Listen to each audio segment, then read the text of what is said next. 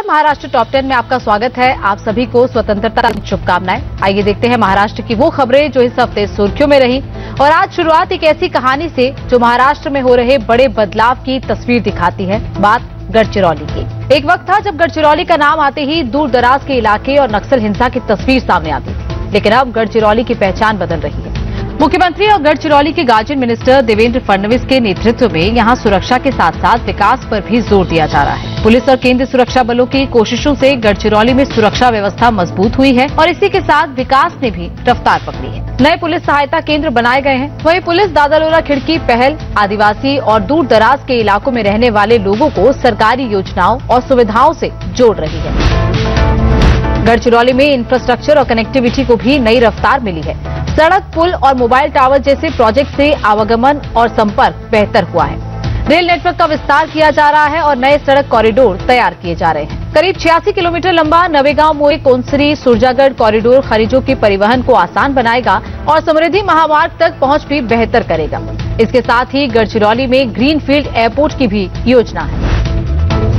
आइए नजर डालते हैं गढ़चिरौली में बढ़ रहे उद्योग और निवेश पर। यहां स्टील सेक्टर में करीब 3 लाख करोड़ रुपए के संभावित निवेश की उम्मीद जताई गई है और जिले को देश के एक बड़े स्टील हब के रूप में विकसित करने की दिशा में काम हो रहा है। लॉयड्स मेटल्स, एनर्जी और JSW स्टील जैसी बड़ी कंपनियों के निवेश और प्रस्तावित प्रोजेक्ट से यहां उद्योगों को नई दिशा मिलने की उम्मीद है। इलाके में स्टील प्रोजेक्ट के साथ 10 MTPA क्षमता की स्लरी पाइपलाइन जैसे बड़े प्रोजेक्ट भी तैयार किए जा रहे हैं। गढ़चिरौली में लगाए जा रहे उद्योगों और प्रोजेक्ट से स्थानीय लोगों के लिए रोजगार के नए मौके तैयार होने की उम्मीद है। महाराष्ट्र सरकार युवाओं को नए हुनर सिखाने और उन्हें रोजगार के लिए तैयार करने पर भी जोर दे रही है। मुख्यमंत्री देवेंद्र फडणवीस की अगुवाई में गढ़चिरौली में सिंचाई और जल संरक्षण के लिए 6000 से ज्यादा काम पूरे किए गए हैं। गढ़चिरौली में शिक्षा और स्वास्थ्य के क्षेत्र में भी लंबी दूरी तय की गई है। गोंडवाना यूनिवर्सिटी ने ऑस्ट्रेलिया की कर्टिन यूनिवर्सिटी के साथ मिलकर काम करने की पहल की है, जिससे यहां के युवाओं के लिए बेहतर शिक्षा और नए हुनर सीखने के रास्ते खुलेंगे। वहीं बेहतर स्वास्थ्य सुविधाओं के लिए अहेरी और सिरोचा में नए अस्पताल तैयार किए गए हैं। इसके साथ ही छात्रों के लिए गढ़चिरौली के सरकारी मेडिकल कॉलेज में 100 MBBS सीटों का इंतजाम भी किया गया है। महाराष्ट्र सरकार ने खूबसूरत नजारों से घिरे गढ़चिरौली में पर्यटन को भी बढ़ावा दिया है। यहाँ के जंगल, वाइल्ड लाइफ, आदिवासी संस्कृति और विरासत को पर्यटन से जोड़कर स्थानीय लोगों के लिए रोजगार और आमदनी के नए मौके तैयार किए जा रहे हैं। मुख्यमंत्री और गढ़चिरौली के गार्जियन मिनिस्टर देवेंद्र फडणवीस का विजन गढ़चिरौली में बहुमुखी योजनाओं के जरिए आदिवासी समुदाय को विकास की मुख्यधारा से जोड़कर जल, जंगल और जमीन को सुरक्षित रखते हुए गढ़चिरौली को नई पहचान दिलाना है।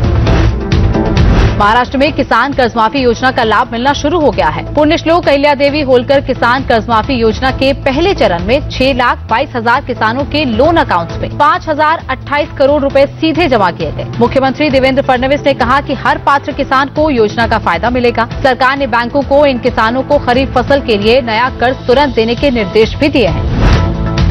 कोल्हापुर में मुख्यमंत्री देवेंद्र फडणवीस और उप मुख्यमंत्री सुनेत्रा अजीत पवार की मौजूदगी में 1,850 करोड़ रुपए के कई विकास कार्यों का डिजिटल उद्घाटन और भूमि पूजन किया गया। इनमें रेनोवेशन के बाद तैयार ऐतिहासिक केशवराव भोसले थिएटर, CPR अस्पताल और सरकारी मेडिकल कॉलेज पे 600 करोड़ रुपए से ज्यादा के विकास कार्य और मेजर ध्यानचंद हॉकी स्टेडियम में करीब 7 करोड़ रुपए की लागत से तैयार एस्ट्रोटर्फ मैदान शामिल है।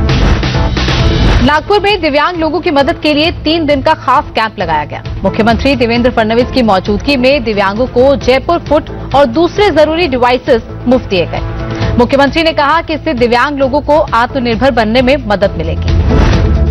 महाराष्ट्र को ग्लोबल कैपेबिलिटी सेंटर का बड़ा हब बनाने के लिए राज्य सरकार ने 400 नए GCC स्थापित करने का लक्ष्य रखा है। पुणे में आयोजित GCC प्रोस्ट लीडरशिप समिट में मुख्यमंत्री देवेंद्र फडणवीस ने बताया कि इससे 4 लाख हाई स्किल नौकरियां और 50,000 करोड़ रुपए का निवेश लाने का लक्ष्य है। मुंबई में 2 दिन का ब्रिक्स फ्रेंडशिप सिटीज कॉन्क्लेव 2026 आयोजित किया गया। राज्यपाल जिष्णुदेव वर्मा ने कॉन्क्लेव का उद्घाटन किया। मुख्य अतिथि उप मुख्यमंत्री एकनाथ शिंदे ने ब्रिक्स देशों से शहरों के विकास के लिए तकनीक, अनुभव और नए विचार साझा करने की अपील की।